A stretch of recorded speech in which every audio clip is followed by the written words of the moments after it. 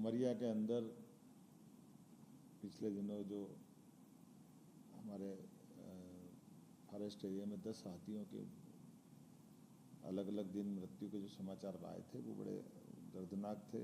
शासन ने पूरी गंभीरता के साथ इसमें अपने वन मंत्री श्रीमान दिलीप अहिरवार जी और वरिष्ठ अधिकारियों को भेजा था। उनसे प्रारंभिक जो रिपोर्ट प्राप्त हुई है उसमें अभी तक की जानकारी में कोई अलग से कीटनाशक या कोई ऐसी घटना जिसमें कोई दूसरा पक्ष इन्वॉल्व हो अभी तक तो नहीं आई है, लेकिन पोस्टमार्टम की रिपोर्ट अभी 2-3 दिन में आना बाकी है। प्रारंभिक रिपोर्ट के आधार पर जो हमने पाया गया है कि फील्ड डायरेक्टर की निगरानी में ये हाथियों का दल आया। यद्यपि ये बात भी सही है कि ये हाथियों का बड़े दल के रूप में आना 2-3 साल में बड़ा एक हमारे लिए एक नया प्रयोग भी है, नया अनुभव भी है। अब ये बड़ी संख्या में हाथियों का आना और ख़ास करके सीधी उमरिया इस ज़िलों में बड़ी पैमाने पर इनकी अपनी मौजूदगी दिख रही है। ऐसे में हमारे सभी डायरेक्टर या फील्ड के अफसरों को सतर्क और सजग रहने की ज़रूरत है। इतनी बड़ी घटना होने के बावजूद भी फील्ड डायरेक्टर छुट्टी से वापस से न आना और उसके मौजूदगी में भी पहले से जब दल आए थे तो उनकी आवश्यक चिंता उसकी जो की जाना चाहिए थी उसकी लापरवाही मानी गई। इसलिए फील्ड डायरेक्टर को हमने इस घटना में फ़ोन बंद करना, छुट्टी से न लौटना, ऐसे कई कारण से उनको सस्पेंड किया है। साथ ही साथ प्रभारी SCF फतेह सिंह निनामा को भी इस लापरवाही में सस्पेंड किया है।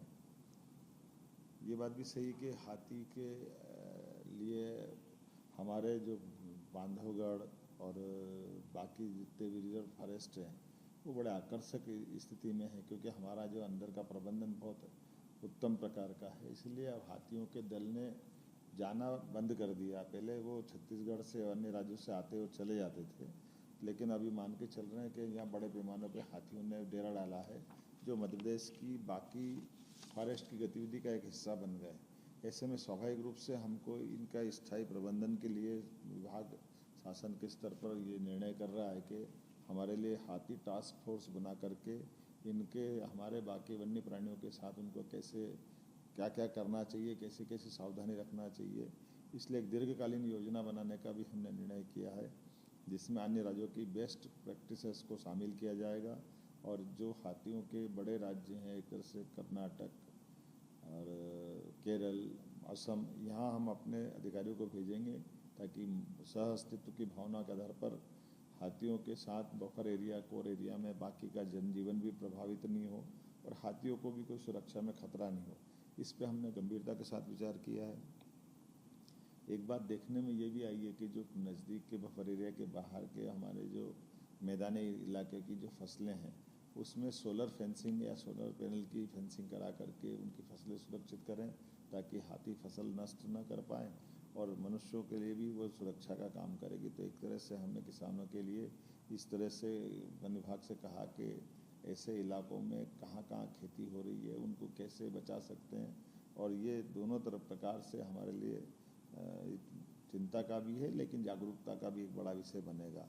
इसलिए हाथी मित्र के भी एक दल बनाने का निर्णय किया ताकि बफर क्षेत्र में ग्रामीण समुदाय की भागीदारी हाथी और मानव के सहअस्तित्व को स्थायी कर सके, उनको सुनिश्चित कर सके ताकि ये एक दूसरे के साथ जीना सीखना पड़ेगा।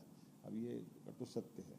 इसीलिए इन व्यवस्थाओं के आधार पर जो घटना घटी है इसमें हमने अपने अभी जनहानि को लेकर भी 8 लाख रुपया प्रति व्यक्ति जो हम देते थे उसके बजाय 25 लाख रुपया प्रति व्यक्ति भी प्रारंभ करने का निर्णय किया। जो 2 व्यक्ति के साथ दुर्घटना घटी है उनके अभिभावकों को भी हमने ये इस व्यवस्था से जोड़ा है।